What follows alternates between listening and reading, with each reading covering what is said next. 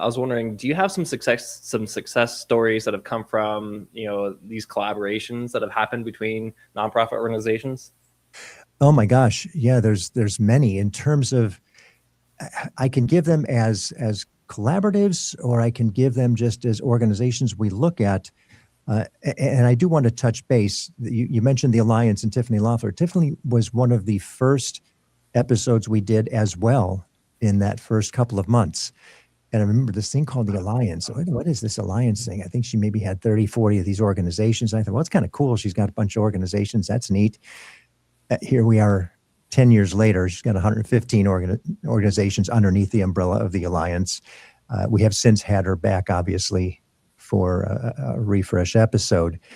And I have spoken to her at length about the way that she's working her affiliations, because there's a lot of similarities in what we're looking to do to outside markets. Even though she's all underneath the umbrella of Sacramento, if you think of those 115 organizations underneath that Alliance umbrella, that's what we're looking to do with affiliates outside of Sacramento. So that right there is one of the successes. The Kids First organization, the woman that runs that is a lady by the name of Debbie Gablich now. They were the first episode, and it wasn't Debbie at the time, but the organization got itself in a little bit of trouble. And she's now been there for a couple of years. They are growing immensely. They just got a huge award from the county for a piece of property. They're going to be building a facility to house children and those in need. And it's just, again, you look at some of these things and you go, my goodness, look, I remember where they were when we first started with them. We've seen a couple of other organizations, Three Strands Global, Ashley Bryant, incredible organization, started out local here in Sacramento. I remember Ashley coming into the radio stations when I was running KFBK, and I made a really sincere effort to say hello to the guests that came in. And she was coming into the studio. I said, wow, human trafficking. Really? Is that? I had no idea it was such a big deal in Sacramento because of the confluence of our freeways and just the different just the different bad players that we've got in the community that all play in that space. And it was a big deal. And I was blown away that the genesis of that started with a young lady in El Dorado Hills. We don't think about that. So it stuck.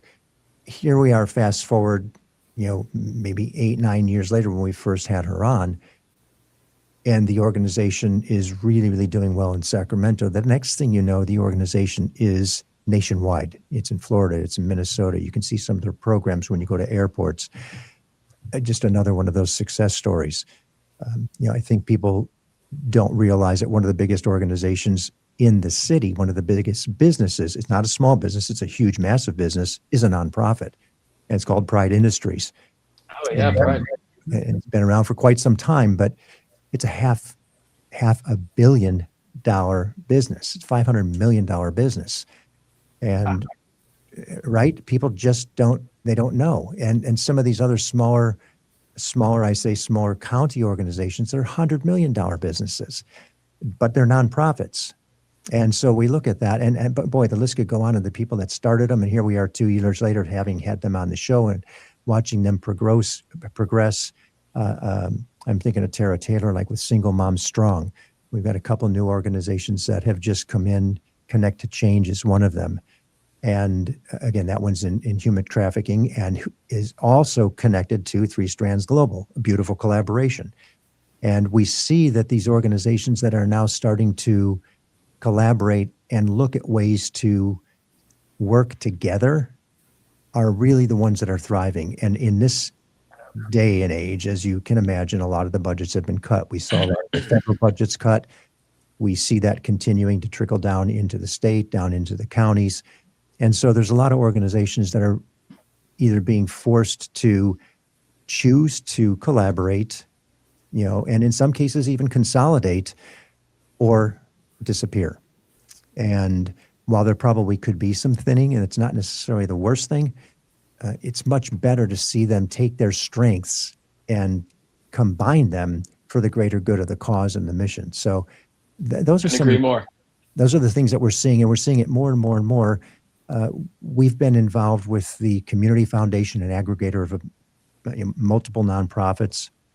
The alliance, of course, with Tiffany Loeffler, Brad Squires over at Sacramento Venture Philanthropy. There was an organization called Impact Foundry, which is now the Nonprofit Alliance Network, or Nonprofit Action Network, I'm sorry.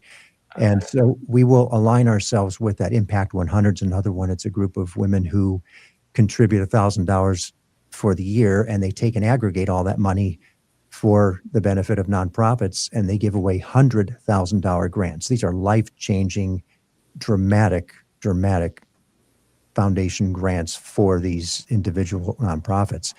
And we started the same time they did. So we did an episode when they were founded in the community. The first year, I think they got a couple $100,000. Last year, they actually got it up. Their third year, they had it up at 400 and some thousand dollars, 456 or something like that. This year is going to be $500,000, and they give 5 grants away. So 5 $100,000 grants to community organizations. And with that, just like with SVP, just like with the Community Foundation, comes a wealth of support and training and knowledge to help that organization grow its capacity, to grow its mission, to grow its purpose. And we're over here with our thing, just saying, hey, we're not here to do those things for you.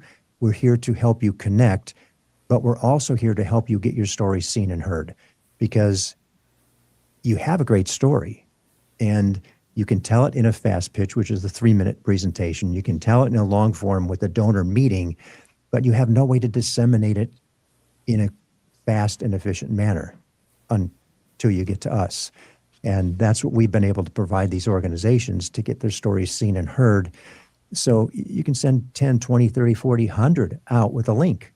There's your story. You just connected with 100 people before it would take you months to get to that many people. 100%. That's well said. It's like you've been on TV or in production speaking a lot. Like you have a very, very flow, you're very well spoken, sir. I am very impressed. Thank you, gentlemen. Thank you.